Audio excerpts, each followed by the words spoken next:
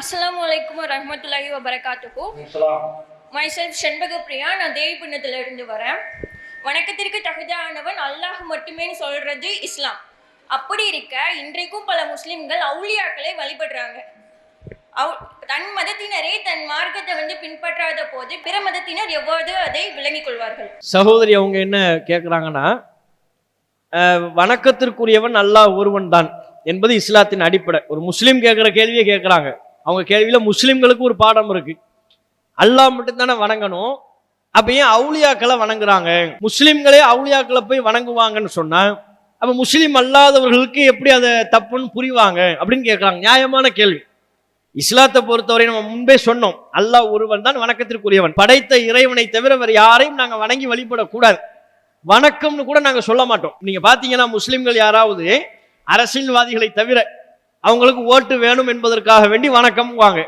முஸ்லிம்கள்ல மற்ற முஸ்லிம்கள் இருக்கிறாங்க, நாங்க வணக்கம்னு கூட சொல்ல மாட்டோம். யாரையாவது பார்த்தா கையெடுத்து கும்பிட்டு வணக்கம் சொல்ல மாட்டோம். ஏன்? அதான் வணங்குறது அல்லாஹ்வுக்கு மட்டும்தான் வணக்கம். படைத்த இறைவனை மட்டும்தான் நாங்கள் வணங்குவோம். இறைவன் அல்லாத வேறு எந்த மனிதரையும் கையெடுத்து கும்பிடவோ வணக்கம் என்று சொல்லவோ அவரை வணங்கி வழிபடவோ கூடாது என்பதுதான் இஸ்லாம். அதான் எங்களுக்கு இஸ்லாம் சொல்லுது. இஸ்லாத்தின் அடிப்படை கொள்கை அதுதான். ஆனா இதை முஸ்லிம்கள் சிலர் விளங்காம என்ன பண்ணிடுறாங்கன்னா, முன்னோர்கள் யாராவது நல்லவங்க இருந்தாங்கன்னு வைங்க, அவங்கள வணங்கக்கூடிய ஒரு ஆளை ஆக்கிடுறாங்க. அந்த நல்லவங்க மகான் அப்படின்னு சொல்றாங்க. அந்த நல்லவங்க மகான் மரணம் அடைந்ததற்கு பிறகு அவர் சமாதியில ஒரு கட்டடத்தை எழுப்புறாங்க. அவரை போய் அடக்கம் பண்ணிட்டு சமாதி மேல ஒரு கட்டடத்தை எழுப்பி அதை தர்கான்னு சொல்லிடுறாங்க. அதுக்கு பேர் தான் என்ன? தர்கா. அந்த தர்கா முஸ்லிம்களுடைய நம்பிக்கை என்ன? அவர் சாதாரண மனிதர் அல்ல, ஒரு பெரிய மகான். மகான் என்கிற சொல்லைத்தான் அரபியில அவுலியாங்கிறாங்க. இறைவனின் நேசர், இறைவனால் தேர்வு செய்யப்பட்ட மகான், ஒரு நல்லவர், புனிதர் அப்படிங்கிறாங்க.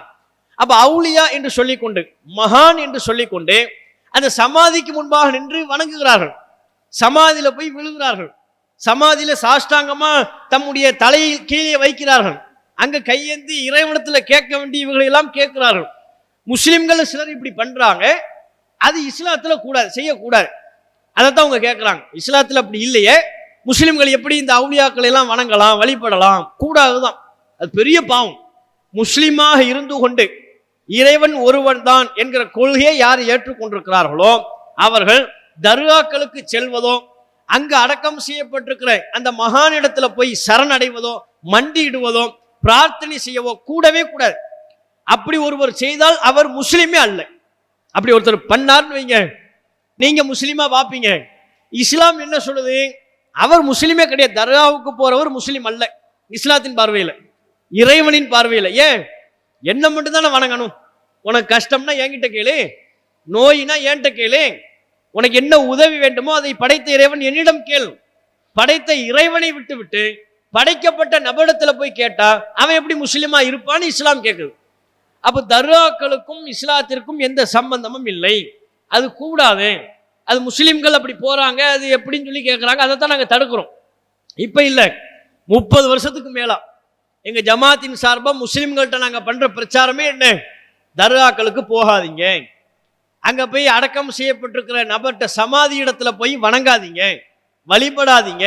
இதெல்லாம் இஸ்லாத்துல இல்லை. முஸ்லிம்களுக்கு நாங்கள் சொல்லிக்கிட்டு இருக்கிறோம். முஸ்லிம் அல்லாத எங்களுடைய அன்புக்குரிய சகோதரிகள் அவர்களுக்கும் நாங்கள் சொல்றோம். ஏன்? முஸ்லிம் அல்லாத சகோதர சகோதரிகள் கூட சில நேரம் தர்காக்களுக்கு போறாங்க.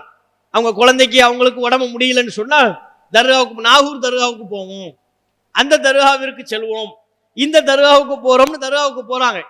அங்க அசரத் இருப்பாங்கல்ல, மதகுரு, இஸ்லாமிய மதகுரு இருப்பார் அல்லவா, அவடத்துல போய் கயிறு வாங்கி கையில கட்டிக்கிறாங்க. ஒரு கயிறு தாங்கன்னு வாங்கி கையில கட்டிக்கிறாங்க. இதெல்லாம் இஸ்லாத்துல இல்லாது. உங்களுக்கு உடம்பு சரியில்லைன்னா நீங்க மருத்துவமனைக்கு போகணும். நீங்க யார கடவுள் நம்புறீங்களோ அவங்ககிட்ட பிரார்த்திக்கணும். அதான் உங்க நம்பிக்கையின்படி சரி. அப்ப மருத்துவமனைக்கு செல்லாம தர்காவுக்கு போனா அங்க போய் ஒரு கயிறு வாங்கினா எப்படி உங்களுக்கு குணமாகும்? கையில கயிறு கட்டிட்டா நோய் குணமாயிருமா? அப்ப அந்த கயிறு ஒரு 500 கயிறு எடுத்துட்டு ஜிஹெச்சுக்கு போயிடுவோம், அரசு மருத்துவமனைக்கு போவோம். எந்தெந்த நோய் பேஷண்ட்டுகள்லாம் இருக்கிறாங்களோ எல்லார் கையிலையும் கயிறை கட்டி விட்டுருவோம். ஹாஸ்பிட்டல தேவையில்லையங்க, கயிறு கட்டி விட்டால் நோய் நீங்கும் என்றால் ஆஸ்பத்திரி மருத்துவமனைகள் எதற்கு? மருத்துவமனையே தேவையில்லையே. அப்ப இவங்க செய்யறதெல்லாம் ஏமாத்து வேலை. இது இஸ்லாத்திற்கு விரோதமானது, இது கூடாது என்று முஸ்லிம்களுக்கு நாங்கள் சொல்வதை போலவே நாங்கள் மிகவும் நேசிக்கிற முஸ்லீம் அல்லாத சகோதர சகோதரிகளுக்கும் நாங்கள் சொல்றோம், தர்காக்களுக்கு போகாதீங்க, அது ஃப்ராடு வேலை, ஏமாத்து வேலை, அது அறியாம கூட அவங்க செய்யலாம். அவங்களுக்கு நாங்க சொல்லிக்கிட்டு இருக்கிறோம், இது இஸ்லாத்தில் இல்லை, இதை விட்டுருங்கன்னு சொல்லிக்கிட்டு இருக்கிறோம். அப்ப முஸ்லீம்களுக்கு நாங்க வேண்டாம் சொல்லும் போது முஸ்லீம் அல்லாதவர்கள் ஏன் போறாங்க? போக வேண்டாம் என்பதுதான் எங்கள் நிலைப்பாடு. சகோதரி அவங்க கேட்கறது ரொம்ப சரி, அல்லாஹ் மட்டும்தான் வணங்கணும், அல்லாஹ்வை தவிர அவர் யாரையும் வணங்கக்கூடாது. ஆனா அதே வேளை சகோதரி கேட்கிறாங்க, முஸ்லிம்களே இப்படி மகான் என்று அங்க வணங்கி வழிபடுவதற்கு போவார்களே, ஆனால் முஸ்லீம் அல்லாதவர்களுக்கு நீங்க எப்படி சொல்வீங்க அப்படின்னு கேட்குறீங்க. நீங்க யாரை பார்க்கக்கூடாது? முஸ்லீம்களை பார்க்கக்கூடாது. இஸ்லாம்னா என்னன்னு உங்களுக்கு விளங்கணும்னா தயவு செஞ்சு முஸ்லீம்களை பார்க்காதீங்க. ஏன்? அவங்க இன்றைக்கு சரியான இஸ்லாத்தை கடைபிடிப்பது கிடையாது தங்களுடைய வாழ்க்கையில. இஸ்லாம்னா எதுன்னு தெரியாம அவங்க காலாகாலமா முன்னோர்கள் எதை சொன்னாங்களோ அதை நம்பி செயல்பட்டுக்கிட்டு இருக்கிறாங்க.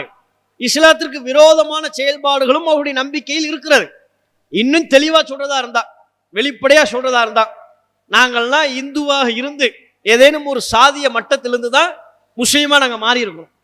அப்ப இந்து மதத்துல என்னென்ன வழிபாடுலாம் எங்களுக்கு இருந்துச்சோ, இந்து மதத்துல எங்க முன்னோர்கள் தேர் இழுத்திருப்பாங்க, இந்து மதத்துல எங்க முன்னோர்கள் சாமியை சிலையை கும்பிட்டுருப்பாங்க, இப்பெல்லாம் பல வழிபாடுகளை செஞ்சு நாங்க வந்தோமா. முஸ்லீமா ஆனதற்கு பிறகு அங்க நீ தேர் இழுக்க போயிடாத, அந்த சிலையை போய் வணங்க போயிடாத, இந்த உனக்கு ஒரு மகானை நான் சொல்லித்தரேன், அங்க நிக்க வைப்பதற்கு பதிலாக அங்க படுக்க வைக்கப்பட்டிருக்கிறது, இந்த மகானை நீ வணங்கு. தேர் இழுப்பதற்கு பதிலாக சந்தன கூடு இழு, சந்தன கூடுன்னு முஸ்லீம்கள் சொல்லுவாங்க. அங்க எப்படி நீங்க முஸ்லீம் அல்லாதவர்கள் தேர் இழுக்கிறீங்களோ அது மாதிரி முஸ்லீம்கள் என்ன பண்ணுவாங்க, சந்தன கூடுன்னு ஒரு கூட ஒன்னு ரெடி பண்ணி கலர் கலரா ஜிகினா கட்டி அதை அலங்கரிச்சு அதை இழுக்கிறது. இந்துக்கள் தேர் இழுப்பதை போல முஸ்லிம்கள் சந்தன கூடு இழுப்பாங்க. அப்ப இதுவெல்லாம் அங்கிருந்து வந்ததனுடைய வெளிப்பாடு. அதுல இருந்து முழுமையா விலகாம அது கூடாது என்று தானே, அதெல்லாம் தேவையில்லைன்னு தானே இஸ்லாத்துக்கு வந்திருக்கிறோம். அப்ப எங்க முன்னோர்கள் அதன் மீதான பக்தியின் வெளிப்பாடாக புதிதான வழிபாடுகளை உருவாக்கி கொண்டார்கள். நபிகள் நாயகம் மிக தெளிவா சொல்லிட்டாங்க, லா தஜஅல் கப்ரி ஈதா, என்னுடைய மரணத்திற்கு பிறகு என் சமாதியை வழிபடும் இடலாம் நீங்க ஆக்கிறாதீங்க. என்ன வழிபடக்கூடாதுட்டாங்க? நீங்க அல்லாஹ்வை தான் வழிபடணும், இறைவனைத்தான் வழிபட வேண்டும், என்னை நீங்கள் வணங்கி வழிபடக்கூடாது. இது நபிகளாரின் உத்தரவு. நபிகளாரின் சமாதியவே வழிபடக்கூடாது என்றால் சாதாரண மனிதரின் சமாதியை வழிபடலாமா? அந்த தர்காவுக்கு போலாமா? போகக்கூடாது. அப்ப நீங்க முஸ்லீம் அல்லாதவர்களுக்கு என்ன சொல்வீங்கன்னு கேட்டா, நீங்க முஸ்லீம்களை பார்க்காதீங்க, முஸ்லீம்கள் தர்காவுக்கு போறாங்கிறதுனால நீங்களும் போகணுங்கிற அவசியம்லாம் இல்லை. அது இஸ்லாத்தில் இருக்கிறதா இல்லையா அப்படித்தான் நீங்க பார்க்கணும். முஸ்லிம்கள்ல சிலர் தவறான காரியத்தில் ஈடுபடுவதால் முஸ்லீம் அல்லாதவர்கள் நம்மளும் அந்த தவறான காரியத்தில் ஈடுபடுவோம்னு ஆயிருமா? அப்படி அடுத்தவங்களும் நம்ம பார்க்கவே கூடாது. நம்ம பக்கத்து வீட்டுக்காரர் திடீர்னு கிணத்துல விழுந்துருவாரு, நம்மளும் போய் பக்கத்து வீட்டுக்காரர் விழுந்துட்டார் நம்மளும் அப்படியா? எது சரி, இது சரியா, இது தவறா, இது நமக்கு நன்மையா தீமையா, இப்படித்தான் நம்ம பார்க்கணும். அப்ப தர்கா என்பது சரியானது அல்ல, அங்கு செல்வது இஸ்லாத்திற்கு உகந்தது அல்ல, அது இஸ்லாத்திற்கு விரோதமானது. இதைத்தான் முஸ்லிம் அல்லாத சகோதர சகோதரிகளுக்கும் நாங்கள் சொல்லிக் கொள்வோம். இஸ்லாம் மற்றும் சமுதாய செய்திகளை அறிந்து கொள்ள தமிழ்நாடு தௌஹீத் ஜமாஅத் யூடியூப் பக்கத்தை உடனடியாக சப்ஸ்கிரைப் செய்து கொள்ளுங்கள். மேலும் பெல் பட்டனையும் கிளிக் செய்து கொள்ளுங்கள்.